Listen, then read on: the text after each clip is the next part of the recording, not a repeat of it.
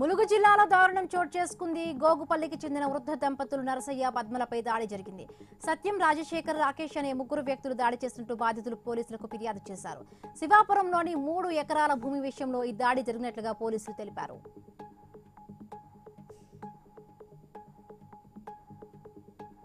పశ్చిమ గోదావరి జిల్లాలోని పంచారామ క్షేత్రం శ్రీ క్షీర రామలింగేశ్వర స్వామి జిల్లా కలెక్టర్ నాగరాణి దర్శించుకున్నారు. ఈ నెల 22 నుంచి కార్తీక మాసం ప్రారంభం కానున్న సందర్భంగా స్వామివారి దర్శనానికి వచ్చే భక్తులకు ఏర్పాట్లపై ఆలయ అధికారులతో కలెక్టర్ సమీక్ష నిర్వహించారు.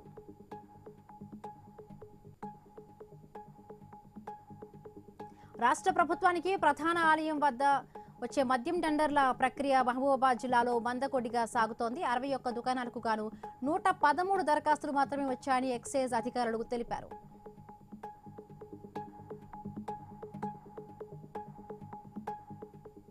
ములుగు జిల్లా కాంగ్రెస్ నూతన అధ్యక్షుడి ఎన్నిక కోసం గోవిందరావుపేటలో జిల్లా ముఖ్య నాయకుల సమావేశం జరిగింది. డీసీసీ అధ్యక్ష ఎన్నికల పరిశీలకుడు అబ్రహం జాన్సన్ ఆశావహుల నుంచి దరఖాస్తులను స్వీకరించారు.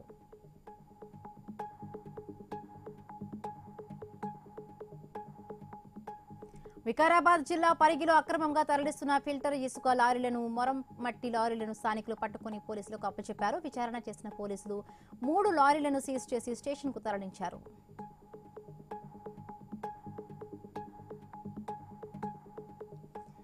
సంవత్సరాలకు గాను మద్యం దుకాణాల అనుమతుల కోసం దరఖాస్తుల స్వీకరణ కొనసాగుతోందని కామారెడ్డి జిల్లా ఎక్సైజ్ అధికారి హనుమంతరావు తెలిపారు. ఇప్పటి వరకు మొత్తం 49 షాపులకు గాను 166 దరఖాస్తులు అందినట్లుగా తెలిపారు.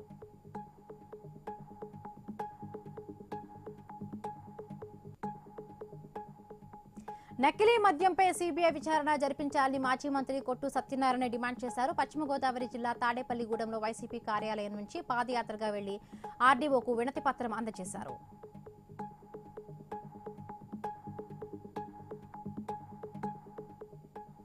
మంచిర్యాల లారీ అసోసియేషన్ ఎన్నికల్లో 2 గ్రూపుల మధ్య తగాదా నువ్వా నేనా అన్న స్థాయికి చేరుకుంది.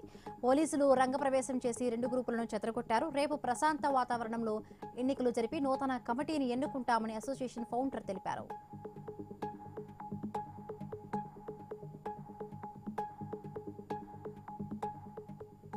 తూర్పుగోదావరి జిల్లా దేవరపల్లి, గోపాలపురం మండలాల్లో వెలుగు వీఏఓలు CM Chandrababu, deputy CM Pawan Kalyan చిత్రపటానికి పాలాభిషేకం చేశారు. ఉద్యోగాల నుంచి తొలగించాలని గత వైసీపీ ప్రభుత్వం ఇచ్చిన జీవోను రద్దు చేస్తూ కూటమి ప్రభుత్వం తీసుకున్న నిర్ణయాన్ని హర్షిస్తూ సంబరాలు జరుపుకున్నారు.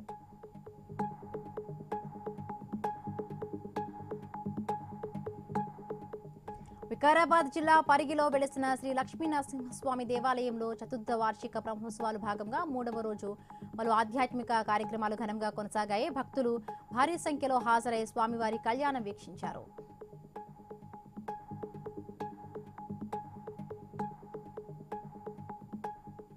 హైదరాబాద్ నాంపల్లిలో గంజాయి అమ్మకాలు జరుగుతున్నాయనే సమాచారంతో ఎస్టీఎఫ్ఏ బృందం దాడులు చేసింది. దాడుల్లో 2 కేజీల గంజాయిని స్వాధీనం చేసుకుని 2 అరెస్టు చేయగా 4 పరారీలో ఉన్నట్లుగా పోలీసులు తెలిపారు.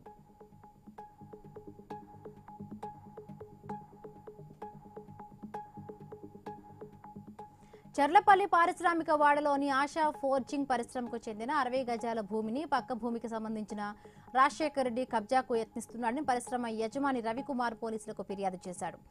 కేసు కోర్టులో ఉండగా గుర్తు తెలియని వ్యక్తులు పరిశ్రమపై రాళ్లతో దాడి చేశారని, దాడికి పాల్పడ్డ వ్యక్తులపై చర్యలు తీసుకోవాలని డిమాండ్ చేశారు.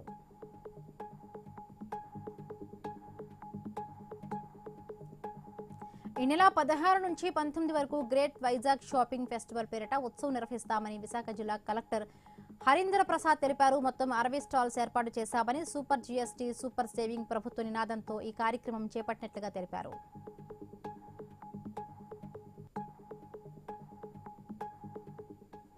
నిజామాబాద్ జిల్లా ఆర్మూరులో దారుణం జరిగింది. పట్టణంలోని వెంకటేశ్వర కాలనీకి చెందిన వివాహిత వడ్ల మమత హత్యకు గురైంది. చాకుతో గొంతు కోసి భర్త జగదీష్ హత్య చేసినట్టుగా పోలీసులు తెలిపారు.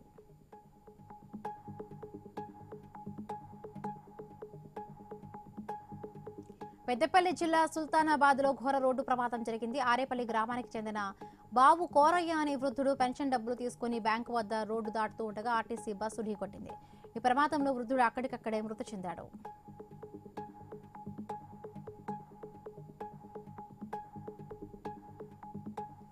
అనారోగ్యంలో హైదరాబాద్ బాగ్ అంబర్పేటలోని సీసన్స్ హాస్పిటల్స్లో చికిత్స పొందుతున్న కాంగ్రెస్ సీనియర్ నేత వి హనుమంతరావును రైతు కమిషన్ చైర్మన్ కోదండరెడ్డి పరామర్శించారు.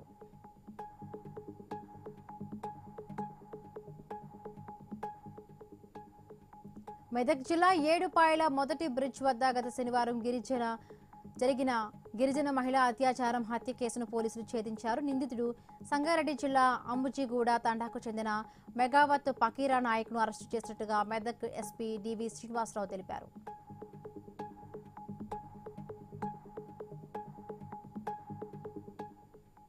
పుదుచ్చేరి ఎంపీ వైద్యలింగంపై పీసీసీ అధ్యక్షుడు మల్లాడి వ్యాఖ్యలు చేశారు. తనపై చేసిన అవినీతి ఆరోపణలపై సిబిఐ విచారణకు సిద్ధమని తెలిపారు. ఇప్పటికైనా తీరు మార్చుకోకపోతే త్వరలోని చరిత్ర అంతా బయట పెడతారని హెచ్చరించారు.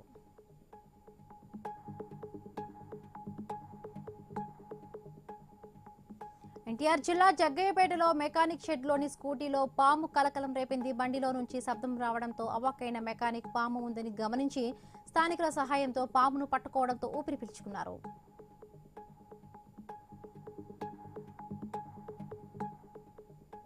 సంగారెడ్డి జిల్లాలో భారీ చోరీ జరిగింది. పట్టణంలోని క్లాసిక్ గార్డెన్స్ వద్ద నిలిపి ఉంచిన ఇన్నోవా కారు అద్దాలు పగలగొట్టి 20 లక్షలు చోరీ చేశారు దుండగులు.